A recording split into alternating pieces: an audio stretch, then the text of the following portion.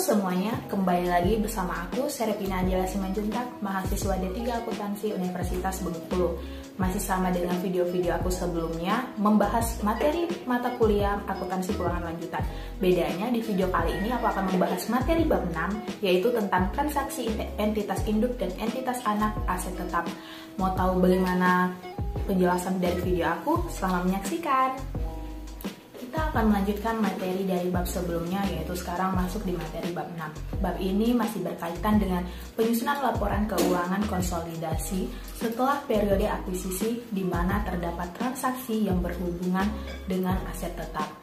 Kalau di materi bab 5 kemarin berkaitan dengan transaksi yang berhubungan dengan penjualan persediaan dan penjualan jasa, sekarang kita akan masuk ke materi transaksi yang berhubungan dengan aset tetap yang tetap dengan entitas induk dan entitas anak. Apakah dalam bentuk transaksi hulu atau dalam bentuk transaksi hilir? Kemudian untuk materi bab 6 ini, di samping pembagian transaksi hulu atau transaksi hilir, maka pembagian selanjutnya adalah aset tetapnya, yaitu ada dua jenis.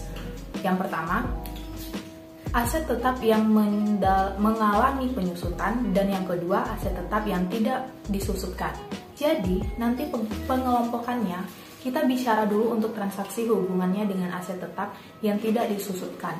Misalnya adalah tanah. Nanti dibagi lagi, ada transaksi hulu, ada transaksi hilirnya. Kemudian ada aset yang mengalami penyusutan, misalnya seperti gedung, bangunan, atau mesin. Jadi, hari ini kita akan membahas transaksi antara entitas induk dan entitas anak dalam kaitannya dengan penjualan aset tetap, yaitu untuk aset tetap yang tidak disusutkan. Saya akan menjelaskan seperti apa pencatatannya baik di perusahaan induk maupun di perusahaan anak.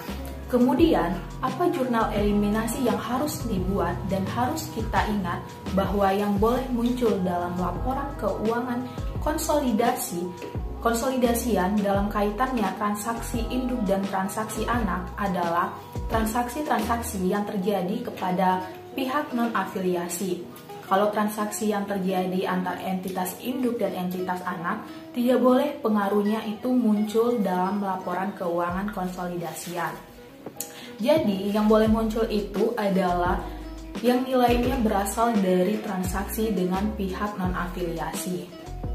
Ketika perusahaan sudah bergabung menjadi satu kesatuan usaha, maka antar mereka itu akan terjadi transaksi baik hulu maupun hilir. Salah satunya adalah transaksi yang berkaitan dengan aset tetapnya. Aset tetap ini, seperti yang sudah kita ketahui, diatur dalam PSAK nomor 16, yang aset tetap ini akan digunakan untuk mendukung operasional perusahaan, bisa juga untuk menghasilkan barang. Kemudian, kita lihat seperti apa sih dampak dari entitas induk pada jurnal eliminasinya. Bagi perusahaan induk yang menjual aset tetap ke perusahaan anak disebut disposal aset tetap atau penghentian aset tetap. Nah, kita sudah mengetahui penghentian aset tetap itu bisa karena dijual, bisa karena dihentikan penggunaannya, atau bisa juga karena aset tetap itu ditukar. Maka bagi perusahaan kita, aset itu dihapuskan.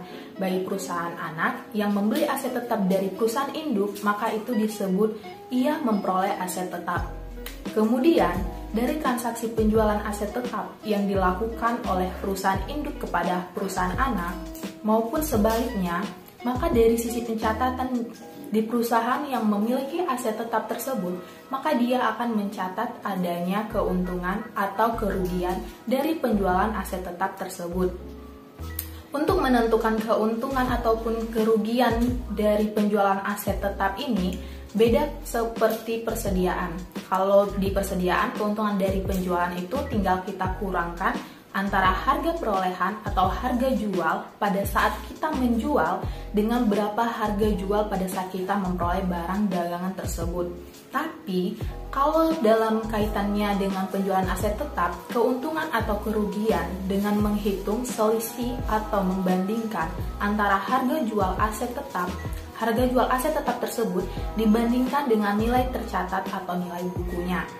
Nilai buku ini dihitung dari harga perolehan aset tetap tersebut atau dikurang dengan akumulasi penyusutan. Akumulasi penyusutan itu dihitung dari semua akumulasi beban penyusutan yang sudah kita perhitungkan selama aset tetap tersebut dimanfaatkan. Penjualan aset tetap caranya membandingkan selisih antara harga jual aset tersebut dengan nilai buku dari aset tetap tersebut di tanggal jualnya. Kalau lebih tinggi harga jual dibandingkan nilai buku aset tetap tersebut dianggap penjualan, maka kita akan mengakui adanya keuntungan dari penjualan aset tetap. Tapi kalau sebaliknya lebih tinggi nilai buku daripada aset tetap, pada saat kita menjual dengan harga jual, maka kita akan mengakui itu sebagai kerugian. Nanti perusahaan induk itu akan mencatat untuk transaksi yang berhubungan dengan kerugian ini. Keuntungan atau kerugian ini dianggap belum terrealisasi. Lalu akan timbul pertanyaan seperti ini. Kalau dalam kaitannya dengan penjualan aset tetap, kapan keuntungan atau kerugian itu dikatakan sudah terrealisasi? Maka jawabannya itu terbagi lagi menjadi dua, yaitu yang pertama ada aset tetap yang disusutkan dan yang kedua aset tetap tidak disusutkan. Kita mulai dari aset tetap yang tidak disusutkan, misalnya yaitu tanah. Jadi kapan kita akan mengakui keuntungan atau kerugian dari penjualan aset tetap itu sudah terrealisasi? Kalau yang dijualnya adalah tanah, maka jawabannya adalah ketika perusahaan anak telah menjual aset tersebut kepada perusahaan non-afiliasi. Lalu dikatakan, kalau keuntungan atau kerugian itu sudah terrealisasi selama aset tetap itu, tanah itu dan perusahaan anak sebagai perusahaan pembeli, maka dikatakan keuntungan atau kerugian dari aset penjualan tanah itu belum terrealisasi. Maka nanti akan ada pencatatan untuk mencatat keuntungan atau kerugian yang belum terrealisasi tersebut. Nah, sekarang bagaimana dengan aset tetap yang disusutkan? Misalnya, yang dijual itu adalah peralatan atau mesin atau bangunan. Maka, keuntungan atau kerugian itu dikatakan terrealisasi sejalan dengan pemanfaatan dari aset tetap tersebut. Misalnya, saya menjual aset tetap berupa peralatan kepada perusahaan anak saya, perusahaan A. Misalnya, saya menjual itu di tanggal 1 Januari 2018, kemudian selama tahun 2018 perusahaan A itu sudah memanfaatkan aset tetap saya itu selama 1 tahun. Jadi pada saat tanggal 31 Desember 2018, maka saya sudah akan mengakui adanya keuntungan atau kerugian dari penjualan peralatan tadi yang sudah terrealisasi sejalan dengan pemanfaatan aset tetap tersebut oleh perusahaan A. Berarti saya menghitung hanya untuk 1 tahun karena aset tetap berupa peralatan itu baru dimanfaatkan oleh perusahaan A sejak dibeli dari perusahaan saya itu baru 1 tahun. Kalau untuk tanah, dia terrealisasi ketika tanah tersebut dijual dari perusahaan anak ke perusahaan non-afiliasi. Kalau untuk aset tetap disusutkan, dikatakan keuntungan atau kerugian itu sudah terrealisasi ketika aset tetap tersebut dimanfaatkan. Kemudian kita masuk ke materi transaksi penjualan aset tetap tidak disusutkan. Maka masuk ke skenario ini untuk menjelaskan dampak dari penjualan aset tanah dengan 3 skenario kemungkinan. Skenario pertama yaitu PT Palapa sebagai perusahaan induk memiliki 100% saham di PT Samudra sebagai perusahaan anak. Berikut transaksi yang berkaitan dengan aset tetap antara PT Palapa dengan PT Samudra. Peristiwa pertama, PT Palapa memperoleh tanah dari pihak non-afiliasi dengan harga perolehan sebesar 900 juta. Peristiwa kedua, PT Palapa sebagai perusahaan induk menjual tanahnya kepada PT Samudra dengan harga jual 1 miliar. Peristiwa ketiga, PT Samudra sebagai perusahaan anak yang membeli aset tetap berupa tanah dari perusahaan induk itu menjual tanah tersebut kepada perusahaan non-afiliasi dengan harga sebesar 1,2 miliar. Maka ketiga peristiwa itu dikatakan dalam flowchart seperti di buku ini atau seperti di gambar. Peristiwa ini kita akan memperhitungkan keuntungan yang dicatat oleh perusahaan induk ketika dia menjual tanah tersebut pada perusahaan anak adalah sebesar 900 juta. Dari 3 peristiwa ini dibagi lagi menjadi 3 skenario. Maka dari 3 peristiwa ini PTP melaporkan adanya keuntungan penjualan tanah sebesar 100 juta.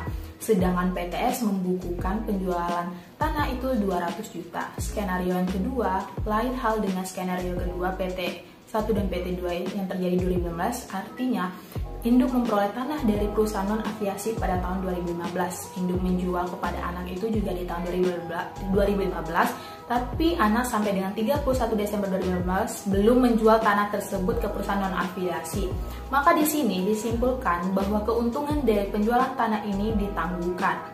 Dan skenario yang ketiga yaitu induk memperoleh tanah dari perusahaan non-aviasi tahun 2015 dan induk menjual kepada anak juga di tahun 2015. Tahun 2015 yang menjadi fokus perhatian sekarang itu adalah anak telah menjual tanah tersebut ke perusahaan non-aviasi. Maka di sini dikatakan adanya keuntungan yang telah terrealisasi.